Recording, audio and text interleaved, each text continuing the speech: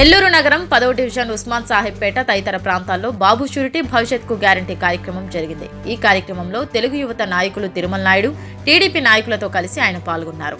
ముందుగా డివిజన్ నాయకులు, కార్యకర్తలు, ప్రజలు నారాయణకి పూలవర్షం కురిపిస్తూ బ్రహ్మరథం పట్టారు. ఈ సందర్భంగా నారాయణ ఇంటింటికి వెళ్లి టీడీపీ చేసిన అభివృద్ధి తెలియజేస్తూ గత 5 ఏళ్లుగా వైసీపీ చేస్తున్న అరాచకాలు, దౌర్జన్యాలు, దుర్మార్గాలు, దోపిడీలను వివరించారు. అనేక అప్పులు చేసి మన నెత్తి మీదే 13 లక్షల కోట్ల రూపాయలు అప్పు పెట్టిన ఘనత ముఖ్యమంత్రి వైఎస్ జగన్మోహన్ రెడ్డికే దక్కుతుందని మాజీ మంత్రి, నగర నియోజకవర్గ ఇన్ఛార్జి పొంగూరు నారాయణ ఎద్దేవా చేశారు. జగన్ ప్రభుత్వాన్ని ఆటో డ్రైవర్ సైతం తిడుతున్నాడని నారాయణ అన్నారు. ఒక చేత్తో ఇచ్చి రెండో చేత్తో పదింతలను లాక్కుంటుందని ప్రజలు ఆవేదన వ్యక్తం చేస్తున్నారని నారాయణ అన్నారు. ఏ ప్రభుత్వం అయినా రాష్ట్ర ఆర్థిక స్థితి పెరిగేటట్టుగా పాలసీలు చేయాలన్నారు. అసెంబ్లీలో ఎమ్మెల్యేలు, నాయకులతో చర్చించి ప్రజలకు ఏం అవసరమో చేయటానికే ప్రభుత్వాలు ఉండేదన్నారు. ఏ ప్రభుత్వమైనా మనుగడ సాధించాలన్నా, ముందుకు పోవాలన్నా ప్రజల సంక్షేమం, ప్రజల ఆర్థిక అభివృద్ధి ఆలోచించాలంటే ఖచ్చితంగా అభివృద్ధి గురించి ఆలోచించాలన్నారు. డెవలప్మెంట్ అంటే ఆ రాష్ట్రంలో కానీ, ఆ జిల్లాలో కానీ, ఆ నియోజకవర్గంలో కానీ పరిశ్రమలు రావాలన్నారు. 13 లక్షల కోట్ల రూపాయల అప్పు భారాన్ని ప్రజలపై రుద్దడం ఏంటని నారాయణ విమర్శించారు. టీడీపీ ప్రభుత్వంలో నెల్లూరు సిటీలో అనేక అభివృద్ధి కార్యక్రమాలు చేశామన్నారు. అతి సుందరమైన ఇండియన్ రోడ్లు, under ground system, drinking water, పార్కులు, నెక్లెస్ రోడ్డు, అన్న క్యాంటీన్లు, చక్కటి ఏసీ బస్టాండ్లు, ఇలా ఎన్నో అభివృద్ధి పనులు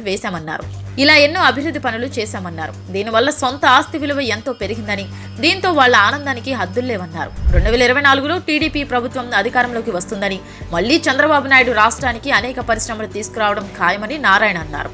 ప్రజలందరికీ సుపరిపాలన అందించేందుకు కృషి చేస్తానని నారాయణ హామీ ఇచ్చారు. ఈ రోజు జగన్మోహన్ రెడ్డి ప్రభుత్వం ఆయన ఇన్కమ్ జనరేట్ చేసేటట్టుగా ఏమీ చేయాల, ఇండస్ట్రీస్ విస్తరాల, టూరిజం డెవలప్ చేయాల, ఏమీ చేయనందువల్ల ఈరోజు ఇన్కమ్ లేదు. ఇన్కమ్ లేనందువల్ల 13 లక్షల కోట్ల రూపాయలు అప్పు చేసి మనందరిని ఎత్తిన భారం పెట్టాడు. ఈ రాష్ట్ర ప్రభుత్వం 5 సంవత్సరాలు అప్పు చేసింది. అది తీర్చాల్సిన బాధ్యత మందే.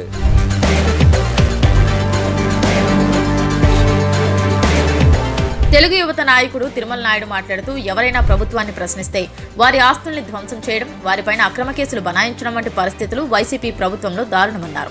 రాష్ట్రంలో రాజారెడ్డి రాజ్యాంగం నడుస్తోందని తిరుమల నాయుడు ఆరోపించారు. అంగన్వాడీలు, మున్సిపల్ కార్మికుల న్యాయమైన డిమాండ్లు పరిష్కరించలేని దౌర్భాగ్య దుస్థితిలో రాష్ట్ర ప్రభుత్వం ఉండడం సిగ్గుచేటని తిరుమల నాయుడు మండిపడ్డారు. జాబ్ క్యాలెండర్ విడుదల చేయకుండా నిరుద్యోగ యువతను జగన్ మోసం చేశాడన్నారు. వచ్చే ఎన్నికల్లో ప్రజలందరూ టీడీపీ ప్రభుత్వాన్ని ఆశీర్వదించాలన్నారు.